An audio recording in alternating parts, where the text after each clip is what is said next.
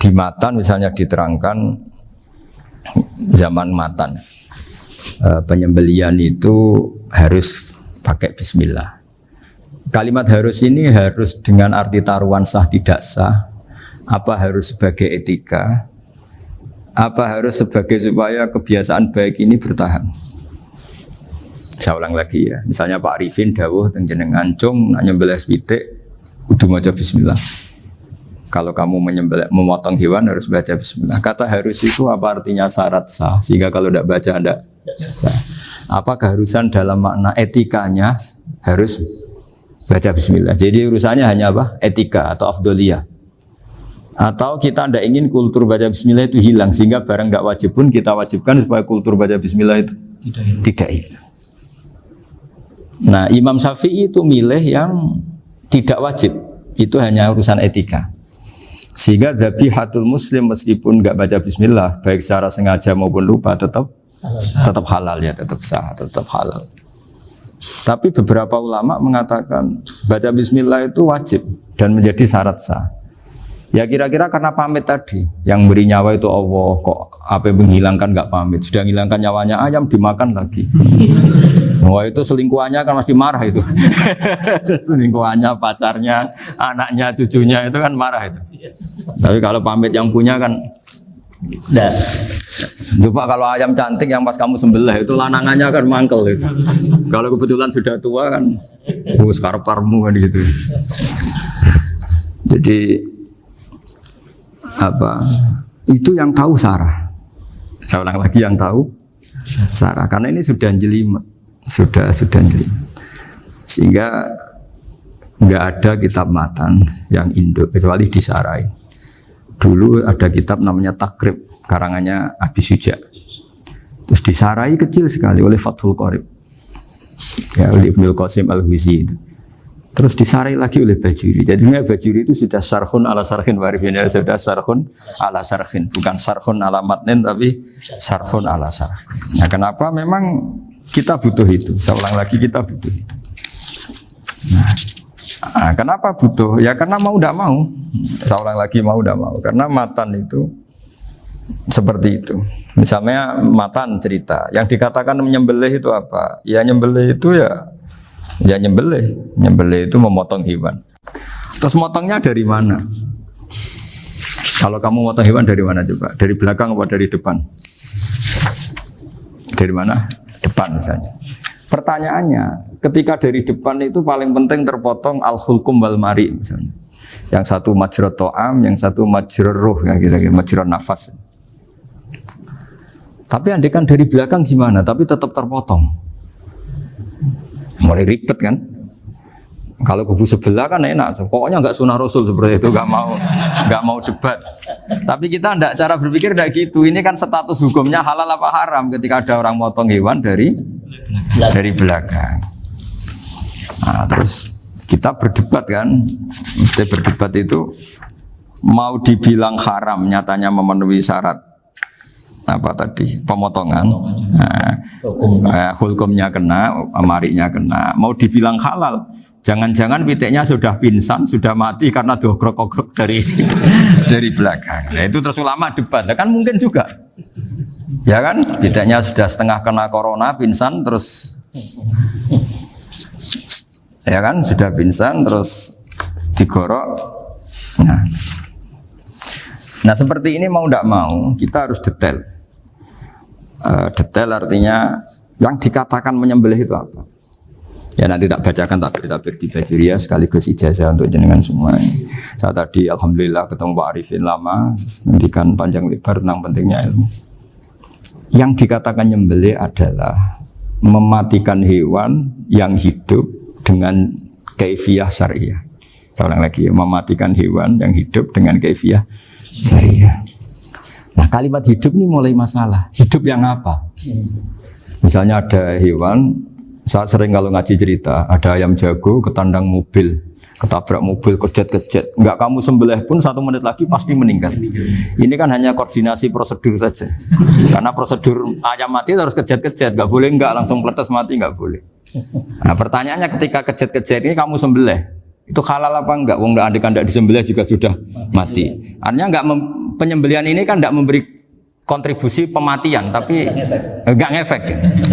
Makanya terus ada perdebatan. Ada hayatun mustaqirrah, ada hayatun ittiroriyah, ada harokatu masbuh. Itu kalau nggak sarah nggak bisa. Lalu pertanyaan nakalnya begini. Saya itu betul pernah ngalami itu. Wayam jago itu kan mahal, apalagi kalau Bangkok kan. Saya pas jalan-jalan sama anak saya, sama jalan-jalan mau ke pasar itu di pertolongan tuwer mak. Kusik halal tau ora? Karena tanya orang awam, halal kata saya gitu. Padahal andai kan tidak disembelih ya pasti mati. Suatu saat ada yang mengkonfirmasi lagi. Saya bilang kalau kiai ya tidak pantas makan ayam gitu, tapi kalau kamu tidak kiai ya pantas saja. Daripada rata halal lo geremeng eman kan ribet. Nah sebetulnya itu dalam mazhab Syafi'i itu tidak halal karena dia sudah tidak punya hayatun mustaqirrah. Karena tadi setengah menit lagi atau 1 menit lagi pasti mati. Kan dia belum mati karena koordinasi Israel saja, tetap yang ngambil itu. Tetap kan nggak segampang itu kan, tetap prosedur apa? Jalankan SOP. SOP-nya harus ada. Nggak boleh mati selonang-selonang itu, nggak boleh. Tetap ada SOP kata Pak Arifin ada SOP. Dia kalau sama saya bisa guyon kalau. Nah, tapi misalnya nanti pertanyaan, tapi dalam mazhab Maliki itu diabaikan. Hayat mustaqirrah, hayat ittiroriyah, hayat itu diabaikan. Cara berpikir Imam Malik lebih matematis. Kalau nggak disembelih itu matinya berapa menit? 1 menit lagi. Gara-gara disembelih dia mati sekarang. Berarti eksekutornya ya peso itu. Ya berarti peso itu memenuhi kriteria mematikan sesuatu yang masih hidup, hewan yang hidup dengan cara syar'i. Jadi andai kan ada rapat malaikat, matinya karena apa coba? Karena peso apa karena kecelakaan? Karena peso. Ya kan? Karena kalau nggak tanpa peso nunggu 1 menit. Gara-gara disembelih langsung terjadi sekarang. Nah karena hukum halal ini yang menarik dan menguntungkan. Di bab ini orang jadi Malikiyah semua. Mana maksudnya ya? Jadi kita ini sebetulnya Syafi'i pecundang gitu. Syafi'i partai politik. Jadi kalau sedang tidak menguntungkan ya kata siapa kita Syafi'i banget? Tidak juga itu. Ya, jadi karena tadi ya kalau pada level apa? Pada level perdebatan ulama itu ada tadi ya, ada seperti itu, ada hayatun mustaqirrah, ada hayatun ittiroriyah, ada harokatul masbuh. Jadi tak baca ya supaya dapat barokahnya ulama ya. Jadi tak baca versinya ini di halaman, terus kitab ini saya tinggal sebagai amal saya, keluarga saya, sebagai penghormatan saya sama Habib Ali, Habib Qures, Habib Hussein semuanya, Pak Arifin dan Bismillahirrahmanirrahim. Wa'alam. Ini halaman 562. Ikutnya bab kita buah kami sayyidi wa dzabai. Ya jadi nanti yang apa mungkin kalau beda halaman cari di babnya apa? Kalau beda halaman cari di babnya. Karena kadang beda halaman warifnya. Kalau cetak sekarang enggak. Beda. Iya, kadang beda juz pun. Kayak Ikhya sekarang tuh sampai 6 juz. Zaman kita ngaji kan 4 ya. Sekarang ada yang 6, ada yang ribet cetakan sekarang ya. Di atas ada 10. Satu Ikhya itu. Hurufnya dibesarin. Ikhya biar. Hurufnya Iya, ada yang sama. Karena ngerti ya, zaman akhir paling sudah agak buta huruf. Saya tuh dulu punya guru terakhum sudah sepuh. Itu baca gini nggak bisa, Pak. Jadi kalau di kelas harus dituliskan pakai spidol. Mulang Minhajul Abidin, sudah sepuh sekali. Kalau ngajar itu nggak bisa jalan, udah pakai beca. Itu yang nulis agak kurang ajar. Nulis CDE gitu cepet bar. Jadi kadang itu apa itu? Beliau masih semangat, tulisannya habis. Loh kok sentek jeng? Terus ya wes ya. Jadi nulisnya di HVS baru dulu. Ya cepat selesai. Iya. Nah kalau beliau pakai kitab sudah enggak berso itu. Anak-anak wah nulis sidik benang ber. Ribet. Saya ulang lagi ya. Jadi yang mau saya baca tadi itu logika fikih ya. Fikih itu berpikir ya. Di mana-mana namanya menyembelih itu apa? Dari hidup dimatikan dengan kaifiyah syariah. Kaifiyah syariah ini tidak boleh kamu nyontohkan harus disembelih, keliru juga karena untuk hewan yang berat atau hewan liar cukup dipanah asal ma'an harodama yang bisa ngalirkan apa? Darah. Jadi makanya saya umumkan bikaifiatin syariah Pak Arifin kan tidak harus motong kan bentuknya. Kalau hewan liar kan atau sapi kurban liar kan, sapi kurban ucul liar kan boleh dipanah, boleh macam-macam. Nah kalau tembak bisa diperdebatkan karena ada unsur api Pak Arifin. Jadi bisa debat. Meskipun ada yang bilang boleh tapi bisa debat lagi kan? Karena ada unsur apa? Api Pak Arifin. Iya. Tapi ini saya cerita umumnya bikaifiatin syariah. Nah karena kalimat hewan hidup, ada kalimat hidup. Hidup yang apa kan pertanyaannya? Hidup yang sudah kejet-kejet, misalnya sudah koma, udah kena corona, disentak istrinya itu. Apalagi ayamnya menyaksikan pasangannya diselingkuhi, wah itu udah stroke itu dia. Nah itu. Makanya kalau orang suka macam-macam itu kayak ayam makanya itu. Saya baca ya. Bismillahirrahmanirrahim. Wa'lam annahu yujadu fi ibaratihim hayatun mustaqirrah, hayatun mustamirrah, harakatu madhbuh. Wa yuqalu aisyu madhbuhin. Wal farqu bainaha annal hayata al mustaqirrah yakunu ma'aha ibsarun bi ikhtiyarin wa nutqun bi ikhtiyarin wa harakatun ikhtiyariyah. Wal hayat al mustamirah ya allati tastamiru ila khurujir ruh minal jasad. Wa harakatul masbuh ya allati la yabqa maha ibsarun bi ikhtiyarin wala nutqun bi ikhtiyarin wala harakatu ikhtiyariyah. Bal yakun maha ibsar wa nutqun wa harakatun ibtirariyah ini. Wa ba'duhum farraqa bainahuma. Sampai saat terus ini. Jadi ini perbedaan-perbedaan pandangan ulama. Nah, Imam Malik itu mengabaikan semua istilah itu. Sing penting pas mbok sembelih iku kecelok urip, corong Jawa iku kecelok urip. Cek hayat mustaqirrah, cek ittirariyah, cek harakatu masbuh, pokoknya kecelok urip. Ini kecelok urip bisa dibilang masih hidup. Karena kalau bisa dibilang masih hidup, kamu sembelih, tetap nanti rapat malaikat kira-kira gitu. Ini matinya karena apa? Karena kecelakaan. Oh, kalau kecelakaan 1 menit lagi matinya dong. Tapi kan matinya sekarang ya karena disembelih. Nah tadi saya bilang sebenarnya mazhab Syafi'i itu tidak seperti itu. Karena Imam Malik menghalalkan, biasanya penggemarnya lebih banyak. Di bab bongso halal itu kan penggemarnya masih banyak. Tapi ya sudahlah, itu masih ahli sunnah karena salah satu dari mazhab 4. Tapi logikanya juga masuk. Jadi kita bukan sekedar taklid ke Imam Malik, tapi kalau kita ikhtiyat ikut Imam Syafi'i ya monggo, karena mungkin secara medis karena mengalami seperti itu mungkin tingkat kesehatannya apanya sudah ya sudah lah, yang penting makanya terus orang Jawa pinter nak PTE jago ya halal, nak cilik enggak lah. Itu kan ibarat perdebatan antara kepiting sama yuyu. Yang menghalalkan kepiting itu mengharamkan yuyu, tahu yuyu yang kecil di sawah ya. Tak tanya, kenapa yuyu halal? Karena amfibi Gus, bisa hidup di dua alam. Memangnya kepiting enggak? Oh beda. Ternyata beda maksudnya. Eman Gus kalau haram. Eman kan kalau yuyu haram kan enggak ngefek kan kecil. Ini mufti kok. Oh udah kadang halal, udah kadang makan selama ini. Iya selama ini udah kadang makan itu. Makanya banyak kiai yang mengharamkan kepiting sebetulnya, tapi minoritas kan? Minoritas. Tapi yang mengharamkan yuyu mayoritas, wong kecil aja. Jadi kita ribet ikut siapa? Gitu. Kata siapa? Ahli fikih gak mikir untung rugi. Makanya saya ini bingung, jadi saya ini kan kiai ya, kiai betul.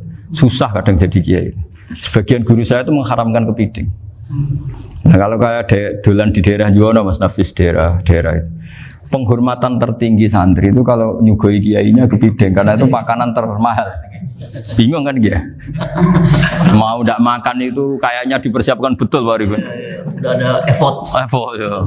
Warna nyari yang mahal kan. Mau makan itu sebagian guru kita mengharamkan. Akhirnya ya ada darurat tadi. Makan sekadarnya. Kalau saya habis 3 pasti israf. Kalau habis 1 prosedur hormat yang nyugui. Itu susahnya jadi kiai.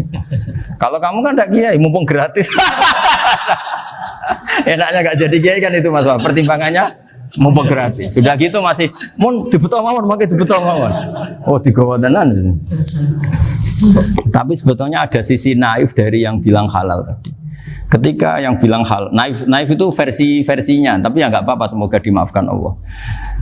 Naifnya tadi, tapi saya tidak tapi itu masalah khilafiyah ya. Semoga yang mengatakan halal juga benar, karena punya perhitungan iman tadi. Tapi yang bilang halal itu tak tanya, Yuyu itu halal apa haram? Lucunya jawab haram semua. Yuyu bahasa Indonesia nggak ada kayaknya. Nggak tahu juga saya apa. Yang penting paham tapi Yuyu, yang kecil itu. Itu kalau diharamkan nggak ada yang protes ya? Nggak ada. Tapi kalau kepiting? Ini pakai model apa?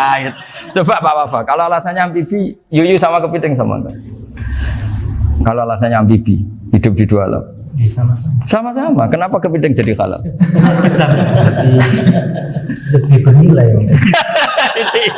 Ini juga mufti model baru. Mungkin muftinya menghalalkan itu. Iya makanya itu. Kan jadi kayak tadi ayam jago tadi orangnya tak tanya akhirnya. Andekan yang kecelakaan itu ayam kecil. Kamu tanya saya enggak? Ya enggak, aku langsung tak buang. Kan langsung dibuang. Berhubung ayam besar. Eman kan. Tapi nurani aja sebetulnya protes. Nyembelih klekek-klekek. Kadang kan apa kejet-kejet itu sudah tunggu SOP cara Pak. Ya tapi apapun itu ini ilmu harus didengar ya supaya sampean tahu ya, ada hayat mustaqirroh, ada hayat mustamirroh, ada hayat ittiroriyah, paling enggak kita ngerti lah. Karena nanti di bab B, ya nyun sewu di bab apa? B. Itu ya nanti enggak sahnya karena apa? Tidak mutamawal. Misalnya saya punya utang sama Pak Arifin ayam jago. Tak bayar dengan jago yang mengalami kehidupan sudah seperti itu kan tidak sah. Meskipun itu hidup tapi sudah tidak hayat yang mustamirah, tidak normal. Jadi ilmu itu apapun tidak cocok kita karena beda mazhab misalnya, tetap sebagai apa? Ilmu. Jadi jangan pernah anti ilmu meskipun kita tidak cocok. Dulu saya itu heran sama Abu Hanifah karena membolehkan merujuk wakaf. Wakaf itu kan nggak boleh ditarik kembali dalam mazhab Syafi'i dan hampir semua ulama bilang gitu. Tapi kalau kata Abu Hanifah, jika nazir yang nerima itu tidak sesuai rencana kita, keinginan kita itu boleh narik kembali. Fa innal waqfa atiyatun makhdoh, kata beliau. Wakaf itu ya pemberian normal saja. Suatu saat ada peristiwa gini Pak Arifin ya, ada orang kaya raya mewakafkan tanah itu senilai kalau nggak salah itu 60 miliar. Singkat cerita beliau bermain apa gitu, bisnis apa itu bangkrut. Kemudian itu belum disertifikatkan wakaf. Kemudian nggak ada yang disawang coro Jawa, nggak ada yang dilihat, terus mau dibeli sama nyuwun sewu sampai yang mau beli yang mampu itu non muslim. Singkat cerita ada orang kaya muslim yang mau beli itu tapi ada problem karena itu wakaf. Tapi kalau nggak dibeli itu malah dibeli non muslim. Tanya saya, akhirnya saya jawab nggak apa-apa dibeli saja. Ikuti mazhab Abu Hanifah. Karena kalau mazhab Syafi'i itu nggak sah semua pembeliannya. Tapi apa artinya mazhab kalau kita berpikir nggak sah tapi yang jual melakukan? Nah itu yang nggak dipikirkan oleh orang-orang fikih yang di Menara Gading. Apa gunanya kita bilang nggak sah, tapi yang punya tanah tadi tetap menjual. Karena tidak mengindahkan hukum itu, mau apa? Makanya saya bilang ke Kiai tentang Gus itu nggak ada kaulnya dalam mazhab Syafi'i. Saya bilang, kamu mengharamkan itu tidak ada gunanya, karena itu tetap dilakukan. Jadi kita pertimbangannya ndak itu, daripada dikuasai situ, mendingan kita. Betul. Nah itu sisi-sisi fikih, makanya ini kita ngaji fikih tidak segampang itu memberi fatwa karena pertimbangannya banyak Pak. Dari hitam putih. Dari hitam putih gitu maksud saya ini cerita. Jadi nanti kamu ngerti. Jadi mau apa coba? Itu kan ibarat gini. Hukumnya kita ngajar perempuan itu masalah sebetulnya secara karena itu ajnabiyah. Tapi fikih mentoleransi li ajli ta'lim karena untuk belajar enggak apa-apa. Kalau sudah jadi fakta itu ribet. Dia maunya belajar sama kamu dan sekali kamu tidak mau belajar ke yang lain yang potensi menyesatkan. Jadi fikihnya bukan masalah nazar lagi, sudah penyelamatan. Ribet kan kalau sudah begitu. Saya punya kenangan yang menurut saya itu harus jadi trauma. Siapapun harus jadi trauma. Ini cerita sedikit. Ini masih ngaji fikih pertimbangan. Ada orang itu sangat khusyuk Pak. Sangat khusyuknya di rumahnya Pak Wafa itu nggak ada TV, nggak ada motor. Nggak ada apa saja. Ketika anaknya berkembang agak dewasa, itu pertama naik motor, itu ya utang jasa sama kawan-kawannya. Pertama dia ngelihat nikmati TV ya dari kawan-kawannya. Corong Jawa, mbek tanggane lah. Padahal orang tuanya ini protektif justru karena banyak tanggane sing ndak pati Islami lah. Ya mereka orang Islam tapi ya enggak sholat, enggak apa. Singkat cerita orang tuanya ini datang ke rumah saya nangis, nangis Gus, sekarang saya ikrar bahwa mazhab abah jenengan Kiai Nur Salim, bapak saya itu mazhab jenengan itu lebih hebat timbang mazhab kula. Nangis dia. Dulu saya itu agak menyalahkan Kiai Nur Salim jenengan karena longgar di rumah ada TV, ada motor. Terus dia cerita. Ya karena anaknya ini pertama bisa naik motor. Untuk anak ABG ini kan jasa yang luar biasa. Karena dia butuh sekali bisa naik motor, dipinjemin. Akhirnya walhasil anaknya ini yang saya merantau ke Jakarta kemana? Akhirnya lam yusolli wa lam yasum. Padahal anaknya ya kiai kampung. Terus tak ceritanya. Akhirnya dia tanya, kenapa sih Gus jenengan sama abah kok longgar gitu sama anak? Terus tak ceritanya gini Pak Arifin. Menurut ilmu al-insan abdul ihsan, manusia itu budaknya kebaikan. Karena utang jasanya sama anak ini, ya dia akan ainut anak ini. Sementara kenangannya mbek jenengan mbok amui. Tidak boleh. Dia baru ngakui ya Gus saya itu nyun sewu hanya khusyuk tapi kurang ilmu. Tadi dia hanya berdasar khusyuk. Bocah kok main delok TV kan pikirannya hanya gitu. Ini cerita ilmu, saya bukan menjustifikasi manapun. Ini kan cerita ilmu Pak Arifin ya. Jadi semuanya itu ada hitung-hitungannya. Coba kalau kita terlalu stakung be anak pertama naik motor jasanya orang nggak sholat ya, pertama roh TV jasanya orang nggak sholat. Coba terikatnya anak ini sama kita apa sama orang itu? Sama orang itu. Bayangkan kalau umur ABG, kalau umur sak pari pun Pak Wafa ini nafsu astagfirullah kan. Gue job tua nome orang. Gaya tok, bareng tua udah khusus gue gaya tok. Aslinya namanya bodoh. Ya saya sama semua. Cuma saya akan lebih jujur dari biasa. Jadi orang itu harus ngitung gitu. Itu kenapa Mbah Mun tuh kayak alim alama. Setahu saya dalamnya ada TV. Putra-putra ini lihat TV. Meskipun kita tidak mungkiri negatifnya TV, kita nggak mungkiri Pak Arifin ya. Tapi tadi ketika anak-anak ABG itu pertama lihat TV jasanya tonggoni. Kalau kebetulan tanggane wong soleh nggak masalah ya. Kalau enggak, itu nangis ke rumah saya itu ya. Nyesel dia. Tapi saya bilang gini, ini jenengan tiang soleh, mesti anak jenengan suatu saat kembali. Coba pola jenengan harus ubah. Ini hebatnya Nabi. Ketika Sayyidah Aisyah masih kecil, minta diperlihatkan Li'bul Habasyah. Itu diturutin kan masyhur itu. Kayak apa Nabi? Karena kalau nggak diturutin, pasti Sayyidah Aisyah akan ngidolakan mainan yang lain yang di luaran sana malah. Itu karena Nabi punya kearifan tadi.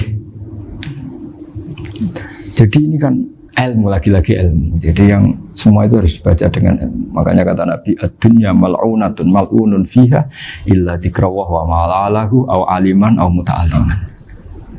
Karena dunia ini hanya bisa dibaca dengan ilmu. Yang diridai Allah maksudnya hanya bisa. Saya itu banyak kenal menteri, kenal pejabat. Tapi saya tidak pernah melihat itu sebagai pejabat. Melihatnya itu orang yang ingin belajar agama. Karena sekali salah melihat, yang hidup itu tamaknya Pak Arifin. Yang hidup kan tamaknya. Saya kenal orang kaya kok melihat kayanya, yang hidup itu tamaknya, ingin dapat ini. Tapi kalau melihat itu sebagai hamba Allah yang ingin belajar, insya Allah kita selamat dari tamak. Meskipun kita ya manusia tidak sempurna. Setidaknya ketika dia lomo atau tidak lomo, nyalami template apa tidak ngefek karena kita melihat ini mau belajar.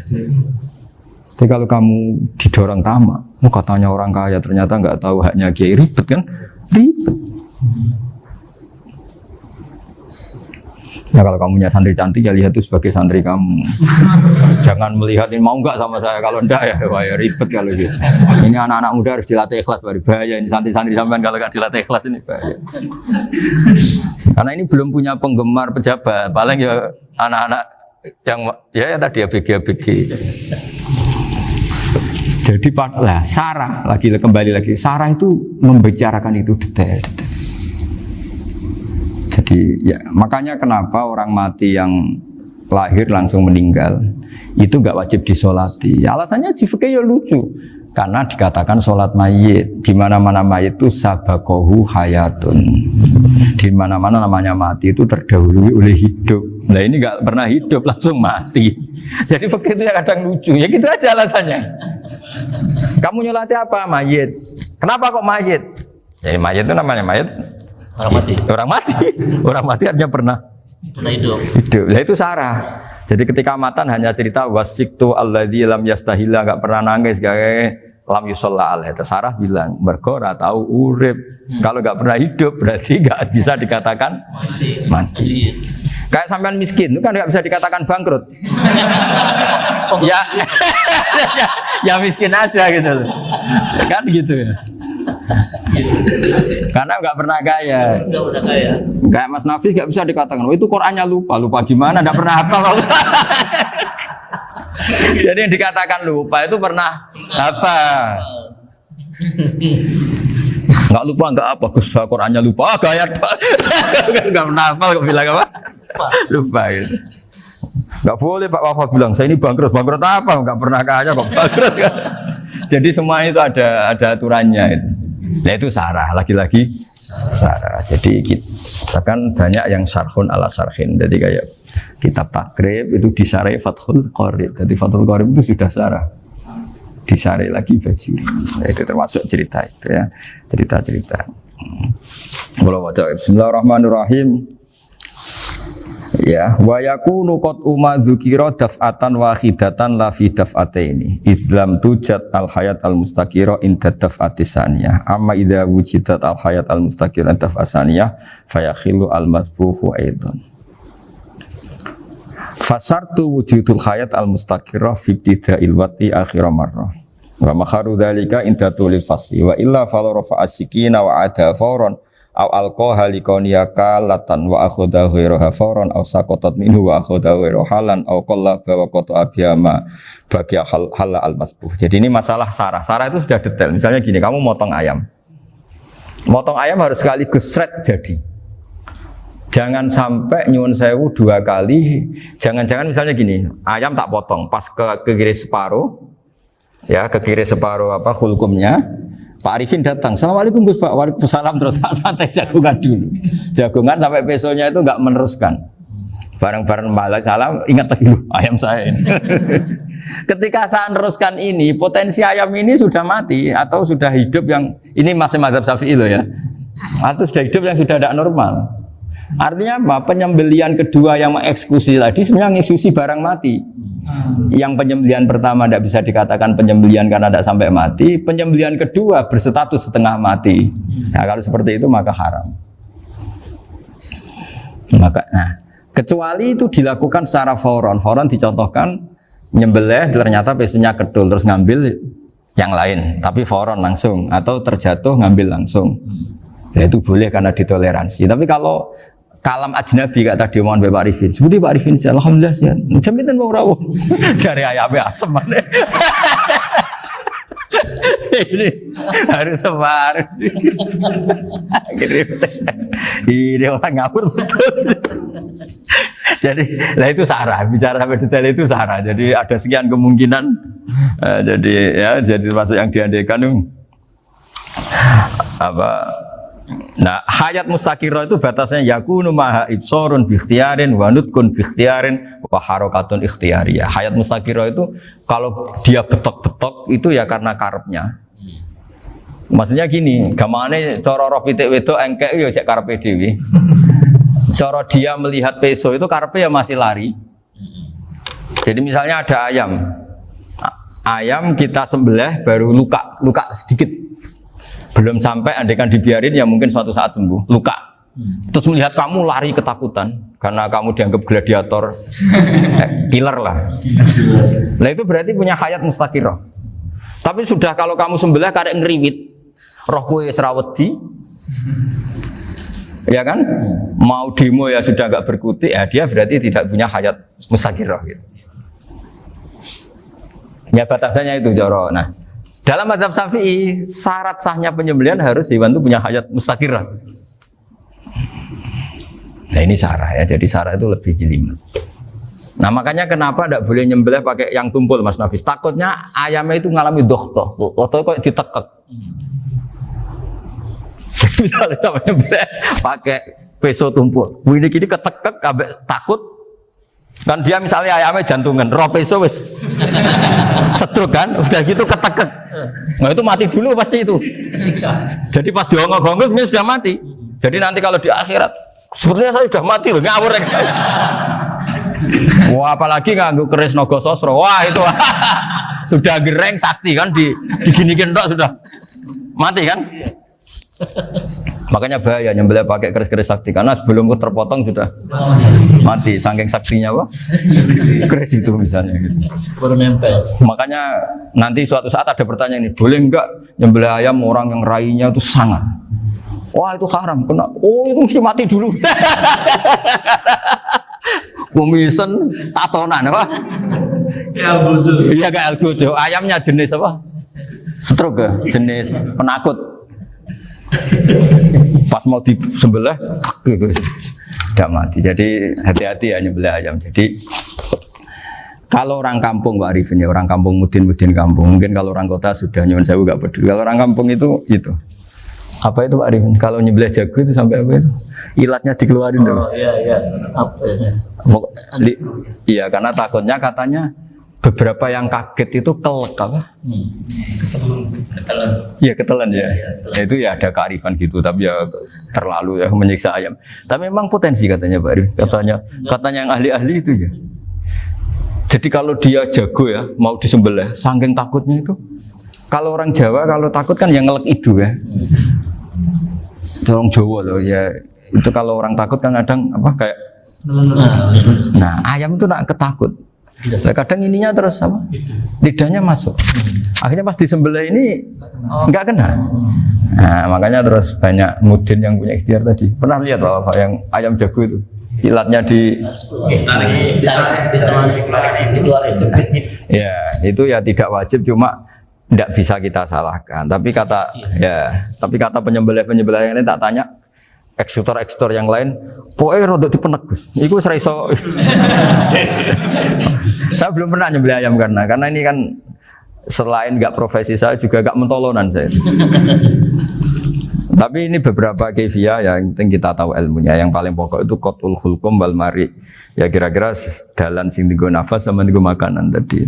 Ya tapi itu tadi caranya semua itu harus mengalami atau masih punya hayatun mustaqirah. Nah, takutnya dalam konteks nyembelih yang apa tadi? Saya bilang separuh tadi. Itu jamnya normal enggak? Itu sudah jam 11 ya? Jam 10. Jemputan juga. Oh, jam mati almarhum itu. Itu enggak halal disembelih itu sudah maitah ya. 10, 13, 10, 14 kan. Iya ya. Nah, ya makanya saya bingung lihat jam. Ya jadi itu Pak Wafa ya pentingnya sarah itu seperti itu. Matan itu kan asal nyembelih saja. Tapi di sarah diterangkan jangan hanya nyembelih, yang disembelih harus ada hayatun mustaqirah karena dikatakan penyembelihan adalah menghilangkan nyawa dengan cara yang syar'i. Nah, kalau nyawanya saja sudah hilang bukan nyembelih gitu. Nah, potensi itu ada ketika jago kamu sembelih pakai yang tumpul. Ini ada dokhtoh. Loh, hewan itu juga kayak manusia loh karena punya hati. Ketika takut saja mati. Nah, takutnya ulama kan ini ngalami dokhtoh. Kayak orang ditekek kan mati kan. Ditekek kaget. Contoh gampang gini. Orang ditekek perempuan kemungkinan mati itu kecil. Karena murni hanya ngalami pernafasan. Tapi nak ditekek gua tatonan kan terus dua reaksi tubuh.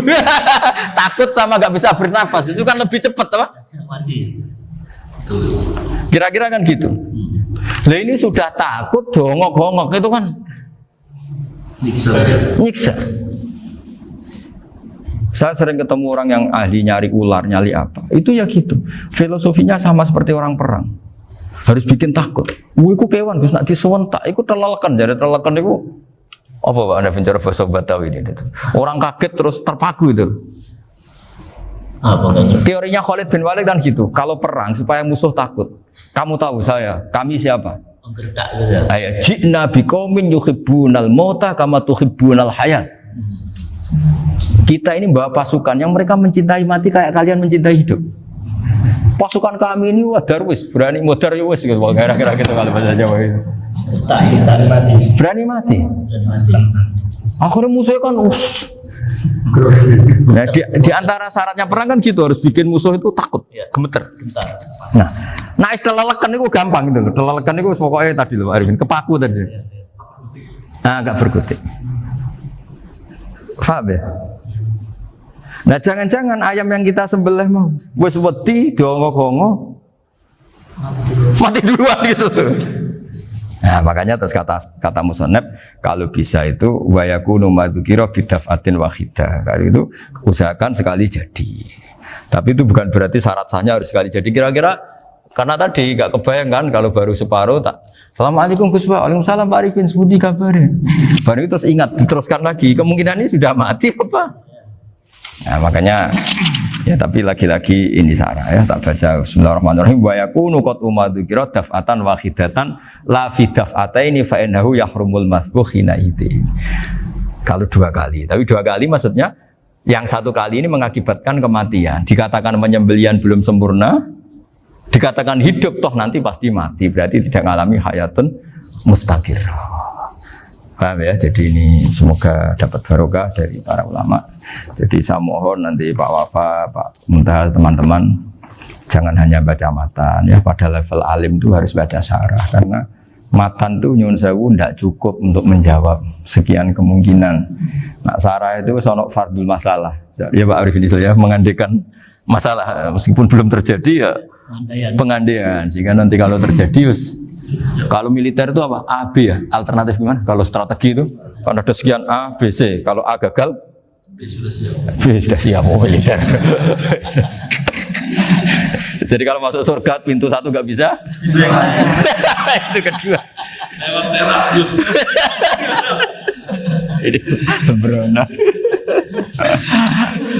Bagi Al-Fatihah.